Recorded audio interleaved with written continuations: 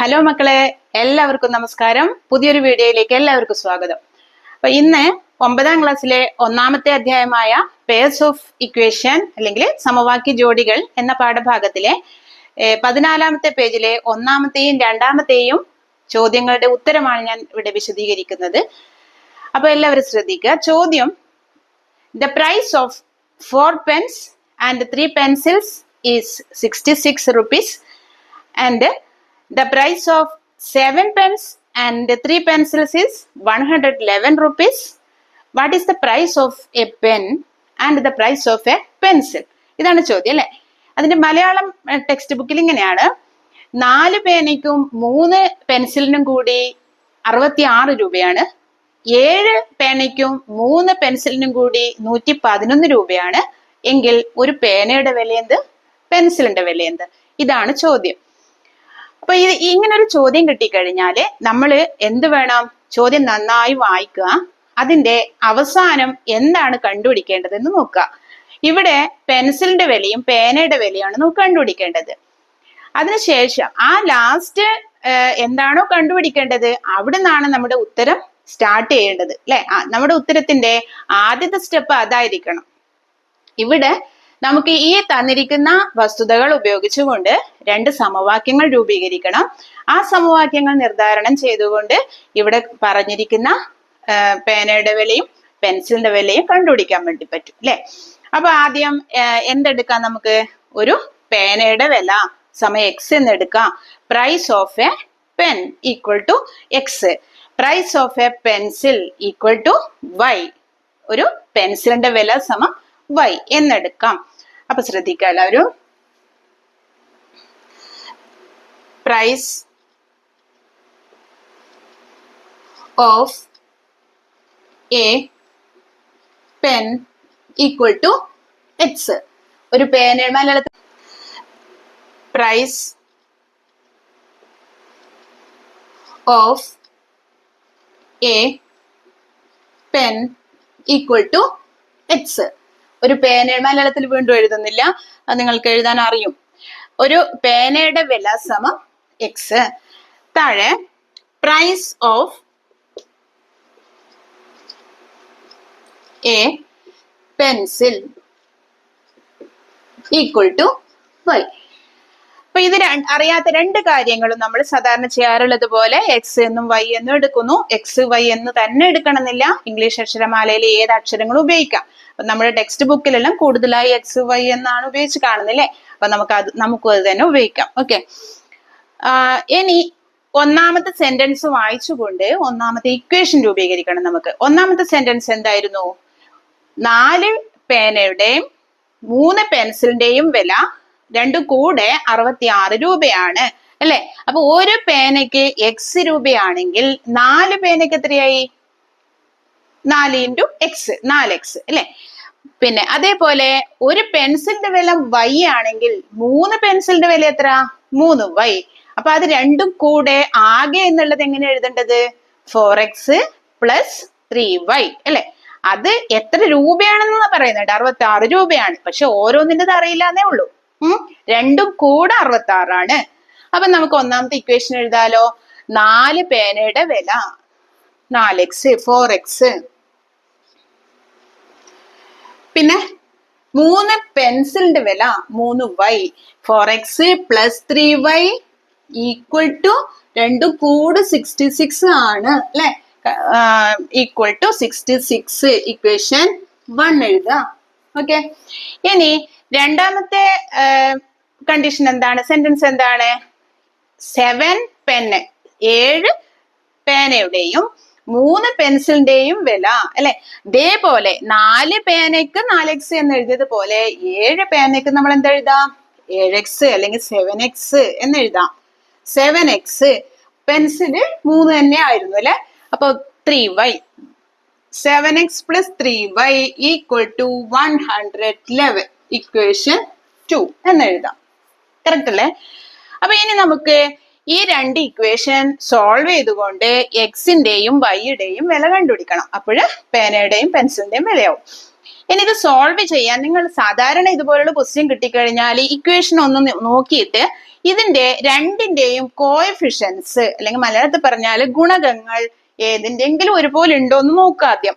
അതായത് ഇവിടെ എക്സിന്റെ കോഎഫിഷ്യന്റ് ഇവിടെ 4 ആണ്, അതായത് എക്സിന്റെ ഗുണകം 4 ആണ്, ഇവിടെ എക്സിന്റെ ഗുണകം 7 ആണ്.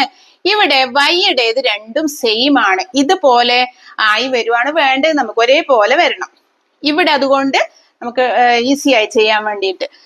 അപ്പൊ ഇങ്ങനെ ഒരുപോലെ വന്നു കഴിഞ്ഞാൽ നമ്മൾ എന്ത് ചെയ്യണം? ഒരു ഇക്വേഷനിൽ നിന്ന് മറ്റൊരു ഇക്വേഷൻ മൈനസ് ചെയ്യണം. ഏതും ചെയ്യാട്ടോ, 1 - 2 എന്നും ചെയ്യാം, 2 - 1 എന്നും ചെയ്യാം. അപ്പൊ ഇവിടെ 2 - 1 ചെയ്യുന്നത് കുറച്ചും കൂടി നമുക്ക് നല്ലതായിരിക്കും ചെയ്യാൻ വേണ്ടിയിട്ട്. അപ്പൊ 2 കാരണം എന്താ അറിയോ, ഇക്വേഷൻ 2ന്റെ എക്സിന്റെ കോഎഫിഷ്യന്റ് ഇവിടെ 7ഉം ഇവിടെ 4ഉം ആണ് അല്ലെ. അപ്പൊ 7 - 4 എന്ന് പറയുന്നത് നമുക്ക് ഈസി ആയിട്ട് ചെയ്യാം. 4 - 7 ആകുമ്പോൾ മൈനസ് വരും അല്ലെ. അപ്പൊ അങ്ങനെയുള്ള സാഹചര്യങ്ങൾ ഒഴിവാക്കുന്നത് നല്ലത്, പോസിറ്റീവ് കിട്ടണം. അപ്പൊ അതിന് വേണ്ടിയിട്ട് ഞാൻ ഇക്വേഷൻ 2 - 1 ആണ് ചെയ്യുന്നത്. ഇക്വേഷൻ 2 - 1. ഈ 2 എന്നെഴുതിട്ട് റൗണ്ട് ഇടുമ്പോൾ തന്നെ നമുക്ക് അതിനെ എന്ത് വായിക്കാം? ഇക്വേഷൻ എന്ന് വായിക്കാം, അല്ലെങ്കിൽ സമവാക്യം എന്ന് വായിക്കാം. ഇക്വേഷൻ 2 - 1. ഇങ്ങനെ വെറുതെ ഒരു സമം ഇടുന്നതിന് പകരം ഒരു ചിഹ്നം ഇടുന്നതേ ഉള്ളൂ. അതിനൊന്നും ഒന്നും പ്രത്യേകതയൊന്നുമില്ല. 2 - 1 ഇങ്ങനെ കിട്ടുന്നു എന്നർത്ഥം. 2 - 1, 2ന്റെ ഇക്വേഷൻ ആദ്യം എഴുതുക. ആദ്യം ഇവിടെ 2 എഴുതിയോണ്ട് 2ന്റെ ഇക്വേഷൻ ആണ് ആദ്യം എഴുതുന്നത് കേട്ടോ. 7x + 3y = 111.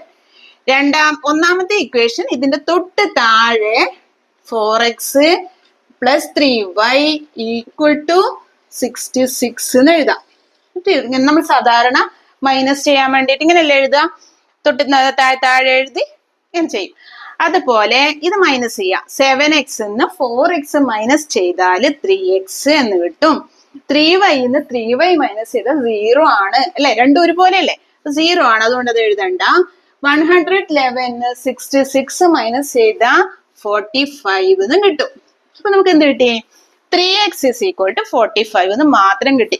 ഇവിടെ 0y എന്നൊന്നും നിങ്ങൾ എഴുതാൻ പോകണ്ട കേട്ടോ. അപ്പൊ 3x = 45. നെക്സ്റ്റ് സ്റ്റെപ്പ്, നമുക്ക് എക്സ് മാത്രമാണ് കിട്ടേണ്ടത് അല്ലെ. അപ്പൊ 3x = 45 ആണെങ്കിൽ x = 3x പറഞ്ഞ 3 × x ആണല്ലോ. അപ്പൊ നമ്മൾ കഴിഞ്ഞ വർഷം പഠിച്ചത് ഓർക്കുക.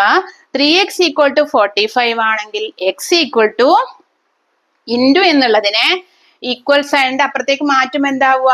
ഡിവിഷൻ ആവും അല്ലെ, അല്ലെങ്കിൽ ഹരിക്കലാവും. x = 45/3 എന്നാവും, = 15. അപ്പൊ x = 15 എന്ന് കിട്ടി. അതായത് നമുക്ക് എന്ത് കിട്ടി? Price of a pen = 15 rupees എന്ന് കിട്ടി. ഇനി നമുക്ക് പ്രൈസ് ഓഫ് എ പെൻസിൽ കിട്ടാൻ വേണ്ടിയിട്ട് ഈ എക്സിന് കിട്ടിയ വാല്യൂ ഇതിലേത് ഏതെങ്കിലും ഒരു ഇക്വേഷനിൽ കൊടുക്കണം.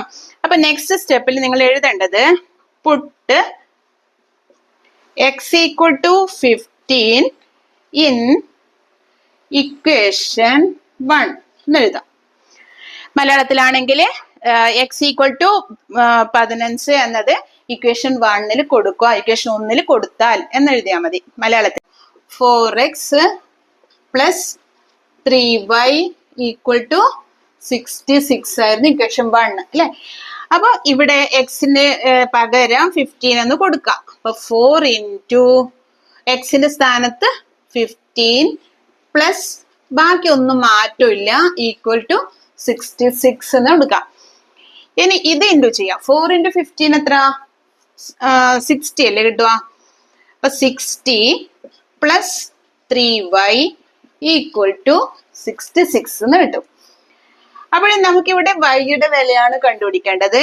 ഇതിനെ വലതുവശത്തേക്ക് മാറ്റുക. ഇവിടെ പ്ലസ് അല്ലേ ഉള്ളത്, 60 + 3y = 66 എന്നുള്ളതിന്റെ 3y = 66 - 60 എന്നാവും. കാരണം ഇവിടെ പ്ലസ് എന്നുള്ളത് സമത്തിന്റെ അപ്പുറത്തേക്ക് മാറ്റുമ്പോൾ മൈനസ് എന്നാവും. 66 ന്ന് 60 മൈനസ് ചെയ്താൽ 66 ന്ന് 60 മൈനസ് ചെയ്താൽ 6 എന്ന് കിട്ടും അല്ലെ. അപ്പൊ 3y = 6 എന്ന് കിട്ടിക്കഴിഞ്ഞാൽ y = 6/3 = 2 എന്ന് കിട്ടി അല്ലെ. അപ്പൊ നമുക്ക് രണ്ടും കിട്ടിയില്ലേ, പേനയുടെ വിലയും കിട്ടി, പ്രൈസ് ഓഫ് എ പെന്നും കിട്ടി, പ്രൈസ് ഓഫ് എ പെൻസിലും കിട്ടി അല്ലെ. അപ്പൊ price of a pen equal to rupees I equal to 6/3 equal to 2. അതായത് നമുക്കിപ്പോ എന്തൊക്കെ കിട്ടി? പ്രൈസ്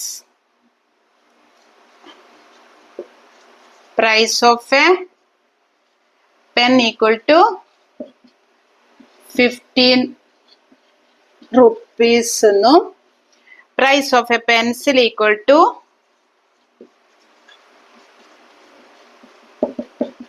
2 rupees എന്നും കിട്ടി അല്ലെ? ഇത് രണ്ടുമായിരുന്നല്ലേ നമുക്ക് കണ്ടുപിടിക്കേണ്ടത് അല്ലെ? അപ്പൊ ഇത് പറഞ്ഞതൊക്കെ നിങ്ങൾക്ക് മനസ്സിലായിട്ടുണ്ടാവും എന്ന് വിചാരിക്കുന്നു. ഈ ക്വസ്റ്റ്യൻ കുറെ പ്രാവശ്യം നിങ്ങൾ 2-3 പ്രാവശ്യമെങ്കിലും ഇത് എഴുതി പഠിക്കുക. ഇത് സിമ്പിൾ ആണ്, ഇത് അറിയാം, ഇതെനിക്ക് എല്ലാം മനസ്സിലായെന്ന് വിചാരിച്ച് ചെയ്യാതിരിക്കരുത്, എഴുതാതിരിക്കരുത്. നിങ്ങളൊരു 2-3 പ്രാവശ്യം എഴുതി പഠിച്ചു നോക്ക്. ഈ സിമ്പിളായത് കിട്ടുമ്പോൾ നിങ്ങൾക്ക് ടഫ് ആയത് ഇതേപോലെ തന്നെ ചെയ്യാൻ വേണ്ടി പറ്റും. ഇനി അടുത്ത ക്വസ്റ്റ്യൻ കുറച്ചും കൂടി മാറ്റമുള്ളതല്ലേ. അപ്പൊ ഇത് തറോ ആയാൽ മാത്രമേ നിങ്ങൾക്ക് അടുത്തത് ചെയ്യാനുള്ള ഒരു കോൺഫിഡൻസ് ഉണ്ടാവുള്ളൂ. അപ്പൊ അതുകൊണ്ട് ഒരു 3 പ്രാവശ്യം ഇത് ചെയ്ത് പഠിക്കുക. ക്വസ്റ്റ്യൻ മാത്രം ടെക്സ്റ്റിൽ നോക്കുക, ക്വസ്റ്റ്യൻ നോക്കിയിട്ട് ആൻസർ മാത്രം കാണാതെ പഠിക്കുക. സംശയമുള്ളത് ഇതിൽ നോക്കുക. ഇനി ഇതിലെന്തെങ്കിലും ക്ലിയർ ആവാത്ത ഉണ്ടെങ്കിൽ നിങ്ങൾ അതിന്റെ കമന്റ് ബോക്സിൽ ചോദിക്കുക എന്നോട്. വീണ്ടും ഞാൻ പറഞ്ഞു തരുന്നതാണ് കേട്ടോ.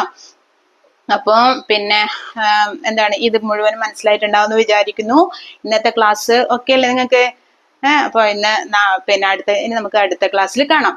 ഓക്കെ.